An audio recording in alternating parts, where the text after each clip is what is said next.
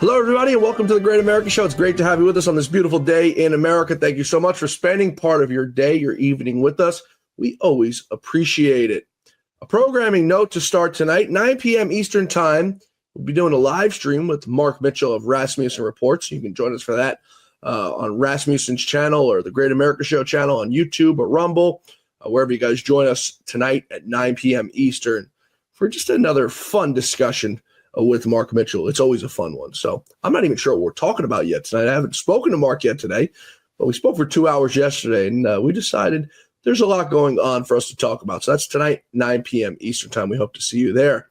We begin tonight with some big news. It's being reported that former FBI Director James Comey is expected to be indicted in the Eastern District of Virginia within the next few days. Just last night, some disgruntled officials in the Eastern District of Virginia leaked contents of a memo explaining why charges should not be brought against James Comey. Now, it's being reported that Comey will be charged with lying to Congress in a 2020 testimony about whether he authorized leaks to the media. You remember James Comey leaked a bunch of memos and notes that he had written to an old friend who was a college professor, and somehow they made it into the New York Times. You know, the whole thing was just a big accident, according to Comey. Officials in the Eastern District of Virginia are still fighting to stop Comey from being charged after President Trump fired U.S. Attorney Eric Seibert just last week. He was the U.S. Attorney for the Eastern District of Virginia.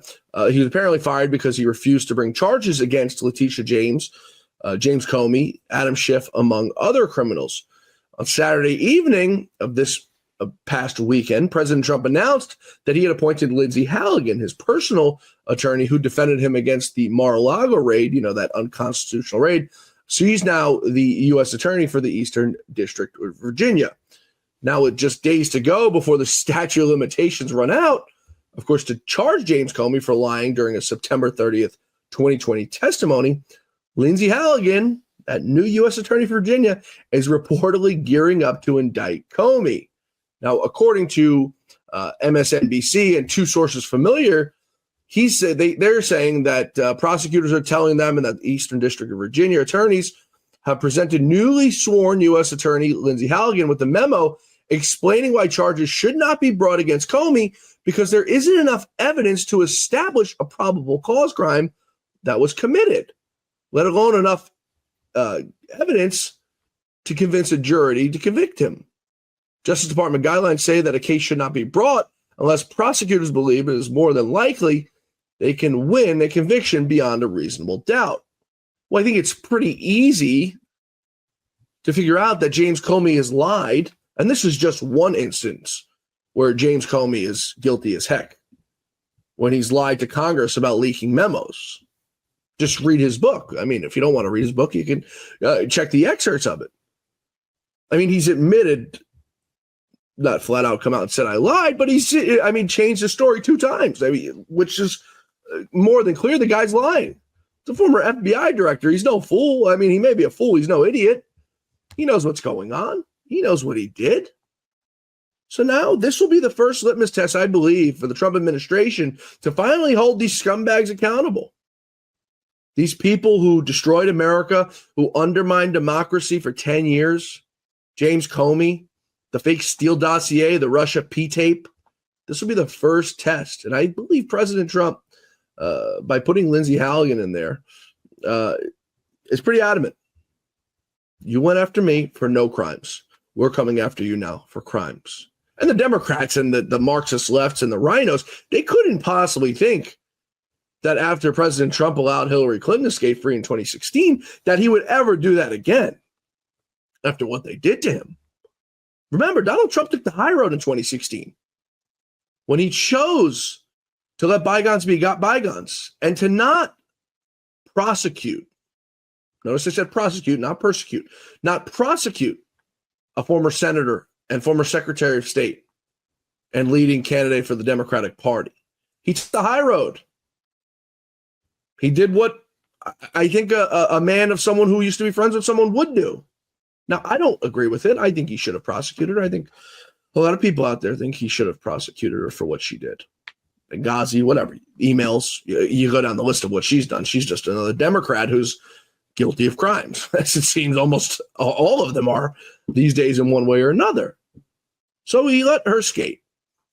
As I said, I believe this is the first litmus test where the Trump administration will finally be able to get justice for these bad people. Now, President Trump was asked about it today in the Oval Office while meeting with President Erdogan of Turkey. Take a listen to what he had to say. Well, I can't tell you what's going to happen because I don't know. You have very professional people headed up by the Attorney General and Todd Blanche and Lindsay Halligan, who's very smart, good lawyer, very good lawyer.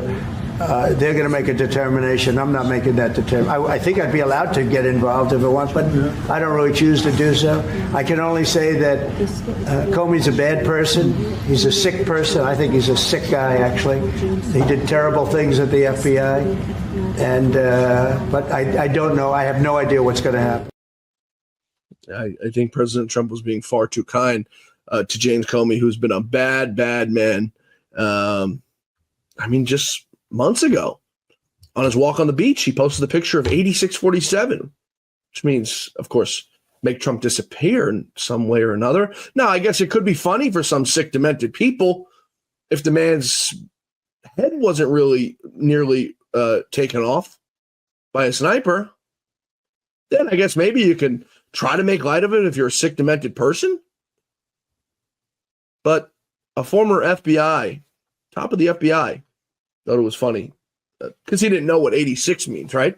Career law enforcement didn't know what 86 means. I think everyone at this point, at some point, has known what that means. But this is all part of the Marxist Dems radical playbook. President Trump was also asked this afternoon about who's responsible for the uptick in radicalization in this country, whether it be the shooters now that are going around, these homebred shooters. We saw another one just again this week. He had this to say about who's responsible. Who do you hold responsible for the uptick in left-wing violence in the country? Radical left rhetoric. The radical left is causing the problem. They're out of control. They're saying things, and they're really dumb people. I mean, I look at Crockett. I look at some of these people. They're very low IQ people, actually.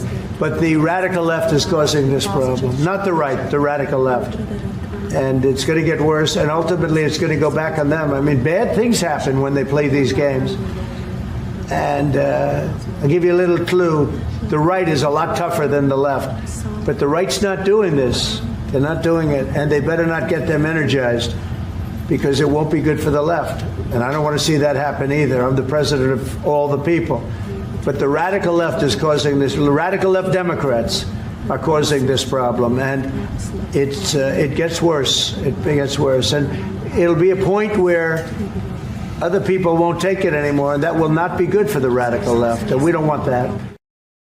The radical left better tame it down before it's too late. It's not a threat. It's just a matter of what they're doing to this country. Now, speaking of the radical left, Charlie Kirk's assassin, Tyler Robinson, we've got some new news tonight to report about that assassination on Charlie Kirk. It's now being reported, according to Fox News, that Tyler Robinson made contact with a police officer several hours after he fatally shot Kirk. According to Fox News, around 6:30 p.m. of that day of the assassination, 22-year-old Robinson made contact with a police officer posted up at a perimeter near where the murder weapon was discovered. Now, Robinson fatally shot Kirk at around 12:30 local time during that event at UVU University on September 10th. Reports of Robinson's encounter with law enforcement line up with the text messages that he allegedly sent to his transgender lover, Lance Twiggs, where he told him that he had left the murder weapon in a bush somewhere and that he wanted to go retrieve it because it was his grandfather's. And if he didn't retrieve it, the grandfather would have known the gun was missing. Therefore, them trying to be able to piece the whole story together, that he was indeed the one who killed Charlie Kirk. So coming up now, folks, in just a few days, actually 5 days less than 5 days, there is a government shutdown looming. Yeah, another government shutdown. But I've got good news. The Republicans are in control this time. And not control of Congress. It's not what I mean. In control of the fight. Americans overwhelmingly, you hear me say this a lot, folks, overwhelmingly voted for Donald Trump on November 5th, right? They sent him back to the White House with the mandate of what they wanted. They wanted a border closed. They wanted no more illegals coming into this country. They wanted the drugs to stop coming into this country. They wanted people prosecuted for crimes. They wanted lower inflation. They wanted lower prices across the board. They wanted jobs brought back to America. It's the MAGA agenda. It's the America First agenda. But the Democrats see it completely differently. They seem to believe that we're just keep spending millions and tens and millions and tens of millions and billions of dollars on illegal aliens in this country. And President Trump says, no, those days are gone. We're not doing it anymore. So the Democrats, for the first time in my lifetime, are finally going to lose the budget battle because they will not give the 60 votes needed in the Senate to pass any sort of continuing resolution without their radical agenda in it. And the president says that he has no interest in negotiating with them. No interest. Take a listen to what he had to say. Well, this is all caused by the Democrats. They asked us to do something that's totally unreasonable. They never change. They want to give money away to illegally, people that entered our country illegally. They want to give them massive federal money. And we don't want to do that because it means everyone's going to just keep pouring back. Right now, we have absolutely perfect borders like you haven't seen in many years. Even better than I had great borders during my 4 years, but these borders are stone cold closed. You can only come into our country legally now. But the Democrats want to give it all away. They want to open up the borders. Take a look at that. It's a big thing. They want to open borders again after what we're going through now, getting rid of prisoners, getting rid of all of these people dropped out from mental institutions, drug dealers, drug addicts, everything. They're putting everybody into our country. It's all ended now. But this is what Schumer wants. This is what the Democrats want. They want to have, and they want to take our money. We're doing well because of tariffs. We're doing unbelievable. We're making more money than we ever. I mean, President Trump couldn't have said it any better than that. The Democrats are going to own this one because nobody wants to fund illegal aliens. It's very simple. I don't wake up every morning and work 10, 12, 14 hours a day to pay for illegals. And neither do you folks. Whether you're retired, whether you're still working, whether you're working 2, 3, 4 jobs to feed your family, we didn't vote for that. It's illegal. So President Trump is holding firm, and hopefully the Republicans under Mike Johnson hold firm on this and don't cave. And the Democrats want to shut down the government. They're going to own it. Simple as that, folks. So yesterday, I've got to admit, I took a few hours off from work. I did my show, and then I got invited out to the Ryder Cup out in Bethpage, Long Island. Where I get to see some celebrity golfers play in the Ryder Cup guys, America versus Europe. For you, those of you folks who don't care for golf, it's America versus Europe. So it's a patriotic event. It's an event where, you go and you cheer on the great American golfers. And towards the end of the welcoming ceremony, Kathy Hochul, the New York governor, radical Marxist, happened to show up to show face. And I got to be honest, folks, I didn't know what the reception was going to be. President Trump is going tomorrow to watch some golf, but I didn't know what the reception was going to be because you've got New York and it's deep blue, and you just expect that everyone supports the radical Dems here.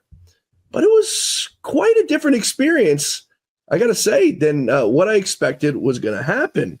We've got a video here. I took a short little video because I thought it was absolutely brilliant what the fans had to say. I put it up on Twitter. It's got a decent traction. And I wrote, Kathy Hochul showed up to the Ryder Cup and was met with a large applause of boos. New Yorkers reject her Marxist agenda. You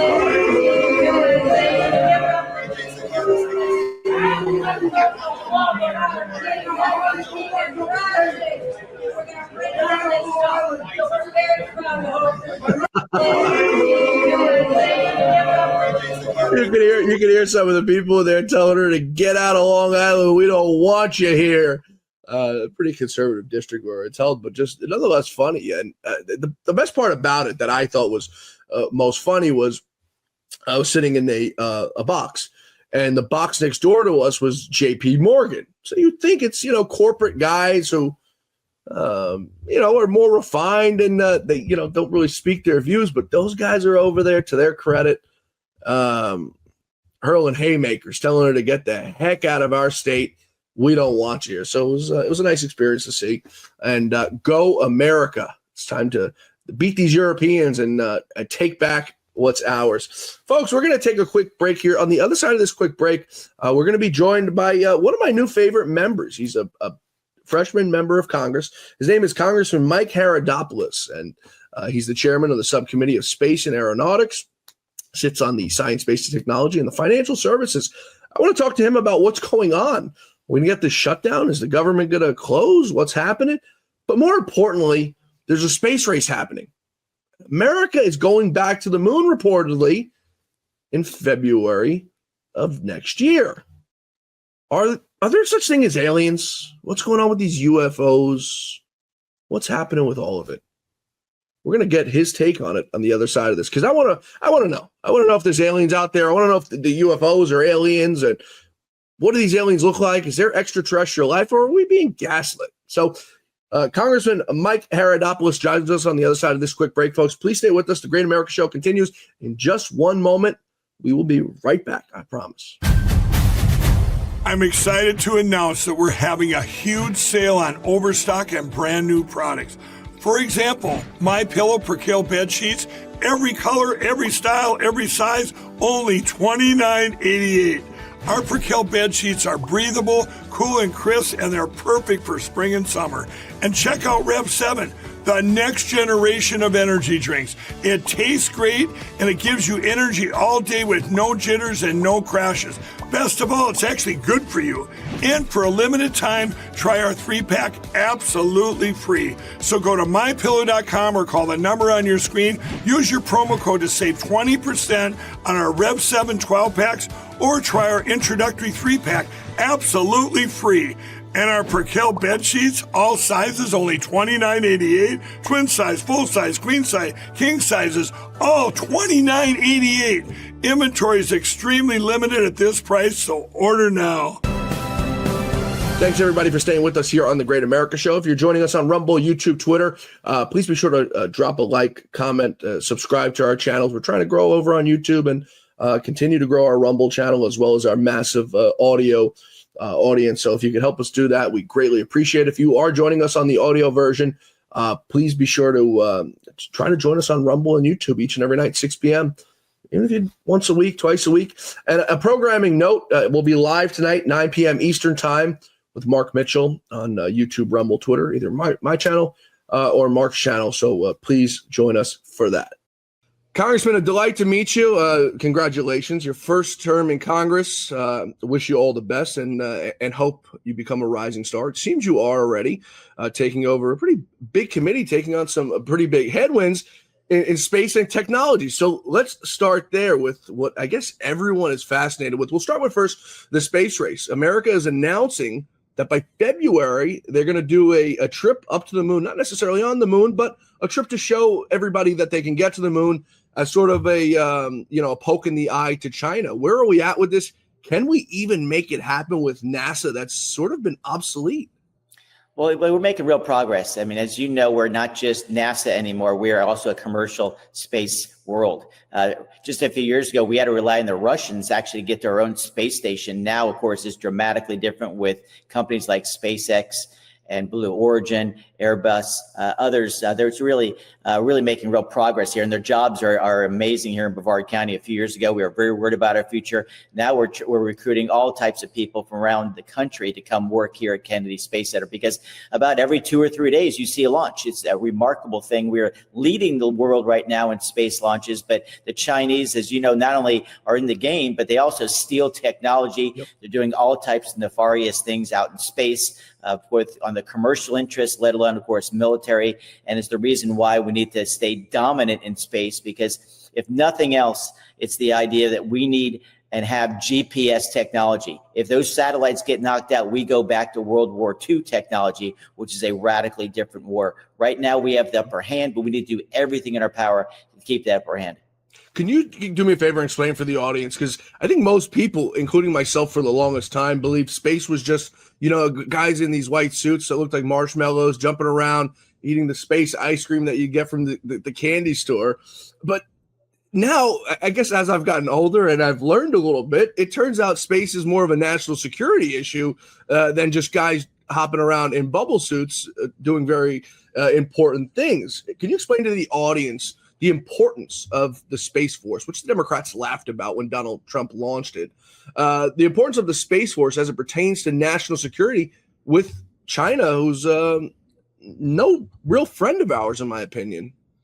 Well, I think it's a fair question, and it's the question of the day. To your point, this is not just a vanity mission. This is national security. If you think about nothing else, it is the ultimate high ground. Yeah. You can't be number one on Earth if you're not number one in space. And so we have to be number one. And we'll just talk about first this pure communications. You and I have this ability to communicate, has a lot to do with satellite technology. The reason why we have all these TV stations now that we never had before, the internet power, that just the communications, you're seeing the new lines that, of course, Elon Musk is doing with his companies.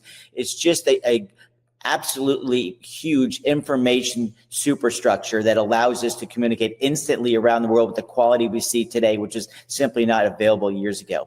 But on the military front is where we're really focused. This is the one that gives us the ability to have GPS technology. So you know where your ships, our soldiers are at all points on the globe, and let alone your positioning on with just the winning of wars. And so that's important. Also, you're going to look at the new technology. Remember, we talked about during the Reagan years, Star Wars. Yeah. Well, this technology is very close to reality. And so the only way you have it is by having these potential space opportunities. We, of course, want to make it where it makes the world safe. The Chinese might have different intentions. But when we're dominant in space, it keeps those rogue nations in check. And so that's why you're seeing a lot of these military satellites being put into place. We can also see what the other side is doing. We can keep tabs on those people, whether it be the normal combatants or terrorists around the world. And so these are eyes and ears literally for the military.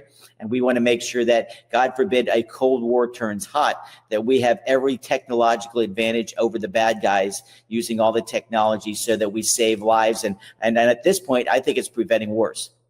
Let me ask you a question, because you had mentioned something that's very important, especially in this country, and it's that the fact of China stealing technology. Now, I agree with that assessment, but I also, on the front of it, we also give them by sending over companies like Apple or Tesla or whatever company wants to go over to China to make some of the most critical parts of infrastructure that we use here in America. Of course, everything you do in China is under a microscope. They manage and they look over everything you do. They have their hands in everything. What can we do to ensure and try to pull some of the companies that are over there that are national security issues out of China and put them, if not in America, somewhere else? Because, I mean, they literally have our number. I couldn't agree more. And when you get in bed with the Chinese companies, like joining the mafia, once you're in, you can't get out. Exactly. And so that's why a lot of these companies are looking to go elsewhere. It's the reason why we're putting all these tariff threats on, because we want to make it where it's just not worth it to do business in China. And again, just to take one step back here to build on your premise, which is correct. Remember, these people don't live by the same human standards we do. They do not have workplace safety like we do. They do not respect the environment like we do. They don't have the child labor laws like we do. So the cost of doing business, yes, is lower in China. It's because their overhead costs are radically different because they don't have the same love of life that we do.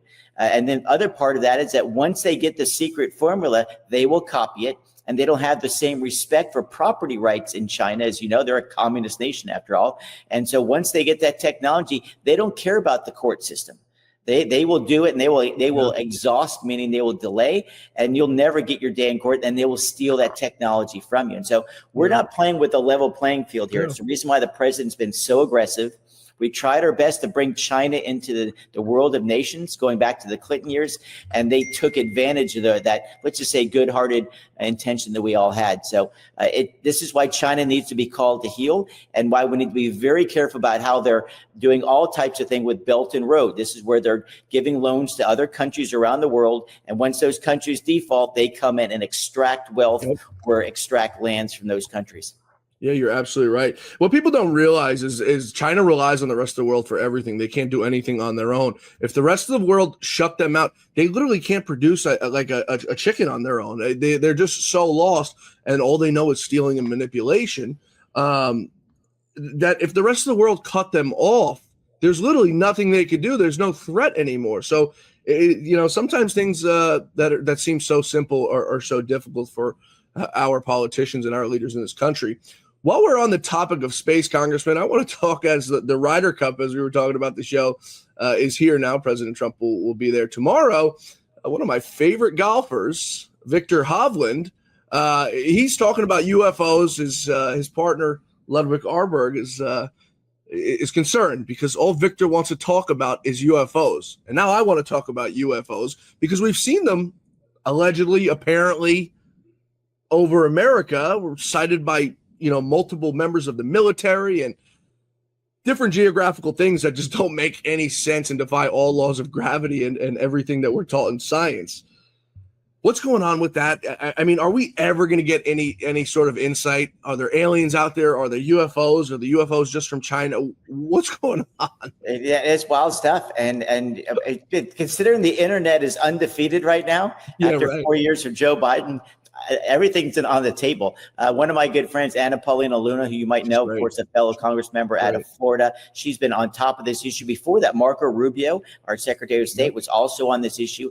And the way that I've always believed is let's put everything on the table. We do it in Florida on spending. We need to do the same thing on spending in the United States government. And let's put it all out there for public consumption. That's just common sense to me, because without that, what you have is all of the conspiracy theories that eventually run abound. And so I hope that they release all of this data. If it's the case, it's the case. I'm learning all types of new things as the chairman of the Space Committee. We're excited about, as you talked about earlier, about circling the moon for the first time since 1972 this spring. We'll be one step away from putting our people back on the moon, which is hopefully going to happen by about 2029, 2030, depending when the SpaceX lander is ready. But we are moving forward, and we're learning about black holes and all types of things in our solar system. Look, everything is on the table, and I hope that they will release this information so that people regain trust in government in general. There's a lot of people who still don't believe that the first moon landing even happened. So I guess it would be nice to kind of go back there and assure the public the moon is not indeed made of cheese, and that, we did go there and we did plant a flag there with some evidence, because, there's a lot of people. As for the conspiracies about it, as you know, when one conspiracy happens, 5 more branch out from that one, and you've just got this spider web of conspiracies that by the time it's all said and done, you've already forgotten the first conspiracy that you had come up with. Have you ever seen any evidence in meetings, in hearings, that there is some sort of extraterrestrial life, that there is some sort of other force sending? I haven't. I've not been in the skiff. That's the private rooms we go into. It's top secret information. I've not seen anything. I've not kind of gone on to find out yet. Maybe it's one of the things I'll do after the show, now that you've really perked my interest. But it's something that's, again, that we need to have the discussions about.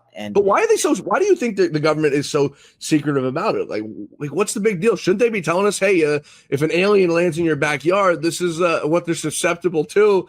This is how you can kill them. I'll use my own conspiracy. If that's the case, my guess would be we've got the monopoly on the information from these guys, or whatever the being they are, and we're using it to beat the Chinese. That's my only thought process here, and keeping that top secret stuff to ourselves. Look, I've seen all the movies, and we're in an area, what's this called? Out in New Mexico, Area 31 or 51, that project or Area 51. I hope, look, that might be the case, but these are kind of things that the public deserves to know. I mean, I don't see the issue with it, and it's the reason why we need to go out and explore, and why NASA is so important, and understand what the threats could be. Remember, just a few months ago, we heard about one of these asteroids that were coming at us, and there was like a 3% chance it could hit the Earth. Now, luckily, the math changed, and it's not going to hit. But we're actually doing certain things in space. So God forbid we have the movie. You remember with Bruce Willis and those guys back in the day, and where we can actually deflect an asteroid should it be coming right at Earth. I'm actually reading a fascinating book by the same guy I think who wrote The Martian, called 7 Eves. It talks about if the moon explodes, what that could mean to Earth and what we'd have to do to prepare a new ark, so to speak. These are things that interest me like it interests you. That's very interesting. There's a very fascinating professor. I had lunch with him not long ago out in Harvard. Avi Loeb is his name, Professor Avi Loeb. He's a Harvard professor. And him and his students over at Harvard have been doing ridiculously crazy work. And they've recovered some fragments of some sort of extraterrestrial life. So, yeah. I mean, these are the smartest people in the world, out of our leagues. Like, we can't even comprehend what the stuff they're doing. They're that far ahead of us. But, they say that there is some sort of extraterrestrial life. And if they know, the government has got to know. So well, I tell you what, you sparked my interest. So I'll be in the skiff next week and say, hey, tell me the truth here. I want to know. This is that Nicolas Cage book. I want to see the book of secrets here. I mean, let's find out who killed Kennedy while I'm there. Oh, don't even get us started. Who killed Kennedy? And I mean, you go down the list of things that the government and that that's like part of the premise, and that's what I talk about a lot here on the show, Congressman. It's like everyone's like, oh, well, we'll talk about the moon landing, right? We'll say. There's people who say it never happened. Well, would that be the worst thing, Congressman, that the government's ever lied to us about? I don't think so. If the space thing is fake, they're spending a lot of money in my backyard to do something that's fake. I'll tell you what, you're talking about not tens of billions of dollars. Something's clearly happened. And you and I are communicating right now with a black pad in front of me. So I think something's happening up in space to give those folks some comfort. Yeah. No, you're absolutely. Let's turn to what's happening on Capitol Hill right now. You're obviously back in your district. Any time away from the swamp, I think. Yeah, this is not a fake picture, by the way. This is real Florida. Just make us all jealous. It's raining today here in New York and up the East Coast. So you know what? Make us jealous. It'll be cold there in no time. I hear every day about the products you all wish MyPillow carried. Well, guess what? We probably do. Slippers, bathrobes, pet beds, blankets, mattresses, sleepwear, loungewear, duvets, comforters, pot holders, aprons, oven mitts, and so much more. And they're all on sale. For example, get our best-selling standard MyPillows for only $14.98. Body pillows, $29.98. 6-piece bath towels or kitchen towel sets, just $29.98. Multi-use MyPillow 2.0s with pillowcase, $9.98. Save $40 on our Spring Percale and Giza Dream bedsheet sets. Any size, any color, and so much more. So go to MyPillow.com or call the number on your screen. Use your promo code to save up to 80% on all MyPillow products. And I've never done this before. When you spend $100 or more, you're going to get 2 standard MyPillows absolutely free. Let's talk about what's going on. You guys got a budget fight coming up. You're on the study committee, which is an esteemed committee. Some of the smartest members in Congress, where they come together and find out how to spend as much money as possible. Hopefully not more. But you guys have a budget fight that's coming up October 1st. And for the first time, now you're new to Congress, but you've probably followed this your entire adult life. You spent some time in politics in the Florida legislature, right? So for the first time, it seems the Republicans are going to win this battle on the budget. People want the government shut down. If the Democrats are going to come here with their, boondoggle of garbage and demand this, I was so happy to see President Trump last week stick the middle finger up to Chuck Schumer and to Hakeem Jeffries, who wanted to come to the White House so they could do a photo op like they did last time with Nancy Pelosi and say, well, Mr. President, you're going to own this shutdown. And President Trump doesn't care. So what President Trump has now said today is, that's fine. It looks like a government shutdown is coming because the Democrats can't come to the table. But now what I want you to do, and this is a memo from the White House, and I'm going to quote it, quote, the White House Office of Management and Budget directs agencies to consider firing employees working on any program that is not funded by another law, such as Republicans' one big, beautiful bill that was signed into law in July, and which does not align with the president's priorities. Once government funding is reinstated after a shutdown, agencies should revise their plans to keep only the smallest number of employees necessary to legally operate. The day I said this since I've taken over the show over a year ago, Congressman, the day the government becomes is no longer the largest employer of people in this country, it becomes the best day this country has ever seen, among other things. And it seems we're on a trajectory for the Republicans, led by Donald Trump, to hold their ground on this budget fight.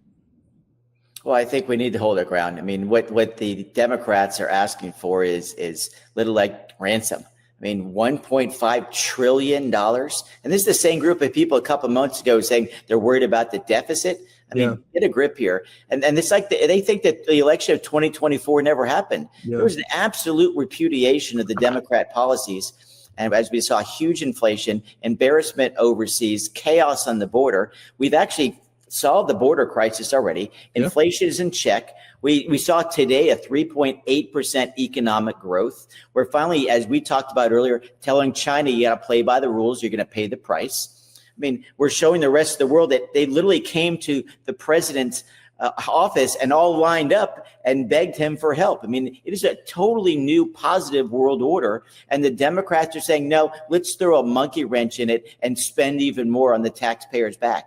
This is the easiest budget shutdown fight of all time. We proved in the House we're willing to keep the government open. The Republicans in the Senate voted to keep the government open, and only the Democrats are saying no. Suddenly they want to shut down the government, which is counter to what they've been saying for the last 35 years. Yeah. And the only way you guys win this is you stay united. And that means somebody I can't stand. I've grown to really, really, really not like anymore. And I used to like him, is Thomas Massie. You guys got to stay united like the Democrats do. They stand their ground. Yet you've got these Republicans.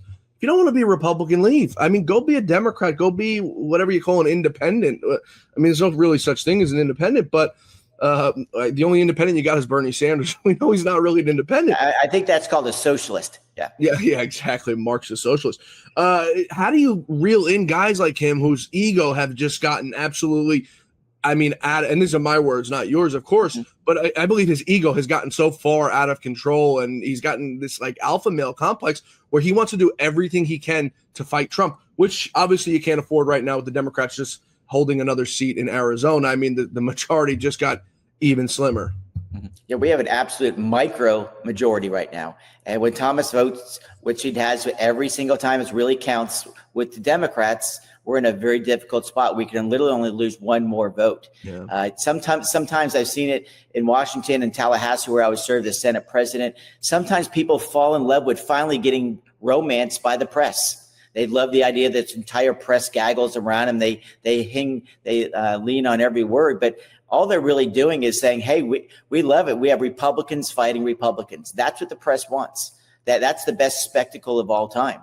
And that's not what I geared to do. When you're in a legislature, it's a pretty simple idea. You have an internal fight within the party, and then whoever wins that fight, we come out united. That's why the Democrats did so well all these years. We have to do the same. I don't know Thomas Massie that well. I've not been happy with the way he votes. He has to understand he's not the dictator, let alone the president of the United States. He is a member of the Congress, which we put on the red shirt or the blue shirt, and you have the internal discussion. If he doesn't win within the internal fight, he's still got to help the team, because the alternative is unacceptable, which is higher spending that he says he's against, higher taxes, which he says he's against, more government, which he says he's against, let a more intrusive government, which he says he hates. So he's got to either figure out how to get more votes within the caucus, or at least say, hey, I'm on the team after the debate happens. But at this point, he said no, and it's one of the reasons why a lot of people think he might not make it back to Congress after the next election. We'll have to see. He really shouldn't. There was a mandate, like you said, in November. The people want America first. They want MAGA. What he's doing is grandstanding, and all he wants to talk about is Epstein this, Epstein that, Epstein. He's all gung-ho about it now. Wasn't gung-ho about it 4 years ago, and I've been more than clear. Release everything. Get it all out there. But don't come out here and pretend now like you care about these victims when for the last 4 years with Joe Biden as president, you maybe said a peep. Give me a break. It's Trump derangement syndrome at a next level, and these people really have to cure themselves. It's getting really pathetic to see, grown men acting like this. If you hate the guy, come out, say you hate the guy, and campaign against him. You can't have your cake and eat it too. Make up your damn mind. Let's talk about what President Trump did this week with the whole Tylenol thing. I mean, the left, Congressman, is going absolutely berserk. You would think it was like Donald Trump came out and told everybody you must get vaccinated for COVID-19, or you can't go to school, or you can't hang out with your friends. So that was the Democrats who did the draconian lockdowns. But simply saying, if you're pregnant, Tylenol might not be the best thing for you. He's not telling you to take something. He's telling you you shouldn't take something. Yet the Democrats and even the Republicans, John Thune, out here saying he's concerned we should listen to the medical experts. Well, last I checked, Dr. Jay Bhattacharya is a medical expert. Dr. Martin McCary is a medical expert. Dr. Oz has some of the best credentials I've ever seen for a medical expert. Who are we supposed to trust if we can't trust them? Well, I think what the president's just trying to say, clearly there's been a radical change the last 30 years. The number of people who have autism has increased radically. There's no other word for it. 1 out of 30 boys approximately are going to have autism. And the tragedy of so many lives being destroyed and families undercut because of this. And the president's trying to say, we have seen some connections here. So in doubt, what do? You don't take it, right? I mean, that's all he was saying is unless you really, really need it, don't take it, because we've seen some links that could be potentially there. And this is nothing new. The media reported this over and over again for the last 10 years. But when President Trump said it, suddenly it's evil. And then you see these people who are completely deranged, who started just taking Tylenol just because they're against Trump. And you wonder, and I'll give the Democrats some unsolicited advice. LBJ was an amazing majority leader, believe it or not. I didn't like his policies, but he's very good at the job. And he was smart enough when he saw Eisenhower was really popular. He said, we're gonna embrace all the popular things that Eisenhower did, and then we'll find a couple, 3 issues that we might disagree, and that's how you win. The Democrats take the position, if Trump says X, we say Y. And I know, I mean, you've seen the memes where it says, for my next trick, I'm going to get the Democrats to support narco terrorists. Yeah. For my next trick, I'm going to get the Democrats to support drug dealers and murderers. And that's where they're at. You can't be against everything that people do. And you can't blindly follow one side. I mean, I listen to President Trump, and if I agree with him, I agree with him. If I don't, I'll let it be known and talk to the team and see where we can find common ground. But they've reached that, I think it's called Trump derangement syndrome, where anything he says, not only do they take the opposite view, but they'll do things detrimental to themselves in the process.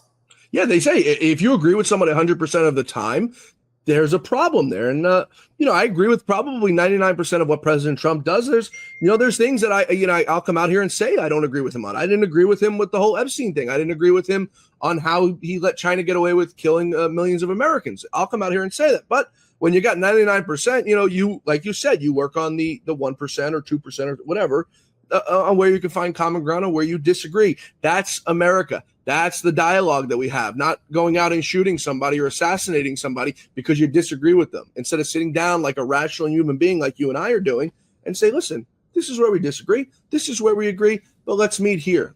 That's America. Okay. Congressman. Yeah, go ahead. And I'll tell you what, and we're seeing right now with Crockett and AOC, and even as recent as the other night, 2028, Gavin Newsom says we might not have an election. I mean, how irrational are these people? But they love the attention. Yeah. They're totally trying to drive these small dollar contributions. We need to elevate the discussion. That's why I love the battle of not guns, but the battle of ideas in Washington. And we're winning. That's why they're trying to distract people, shut down the government, because they know the policies the president pushed for and the promises we're keeping that we made in the 2024 election worked.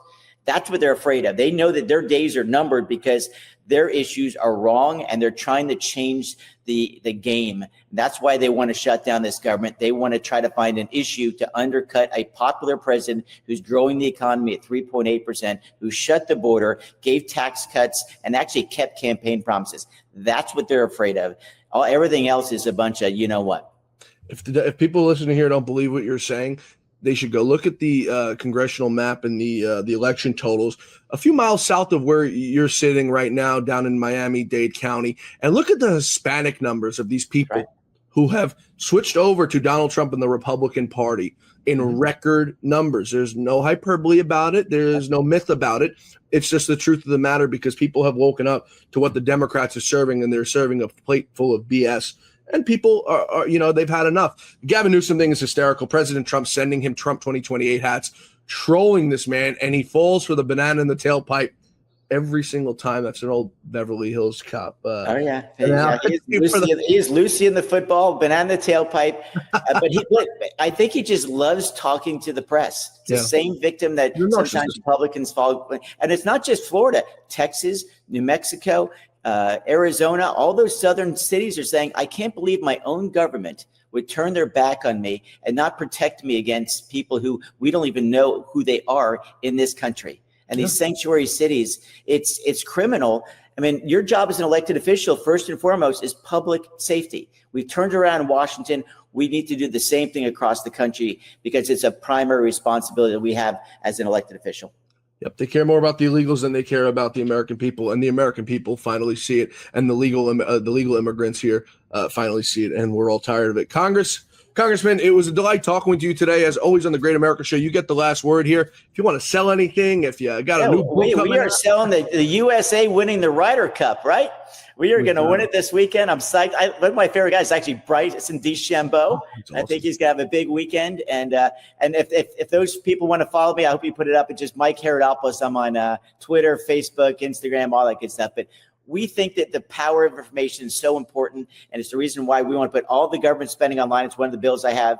And the second one, of course, is the more people know about our government, the better decisions they're going to make. And it should be about empowering individuals, not the government. And that's what your show is all about. And can't thank you enough for the opportunity. It's a pleasure to have you, and we'll get you back here hopefully next week after you go down that skiff, because I want some news out of there. And go America, and go Bryson. I love Bryson. He's awesome. Folks, Congressman Mike Haridopolos, you want to follow him on social media at Mike Haridopolos. I'll spell it out for you because it's not the easiest name to spell, and I'm surprised I could even say it. It's Haridopolos, Mike Haridopolos on Twitter. Congressman, thanks so much for being with us today. Enjoyed it. Thanks so much. Have a great weekend. Thanks, everybody, for being with us today here on the Great America Show. And thanks to Congressman Mike Haridopolos, one of the new rising stars in the Republican Party. And we look forward to following his career of great success and America First policies. Great American. And we're looking forward, like I said, to him doing a great job in Congress. Folks, we'll see you back here tomorrow for the Great America Show, where the quest for truth, justice, and the American way continues. Same time, same place tomorrow. Until then, may God bless you. May God bless America. And may God bless the great Lou Dobbs. Have a great night, everybody.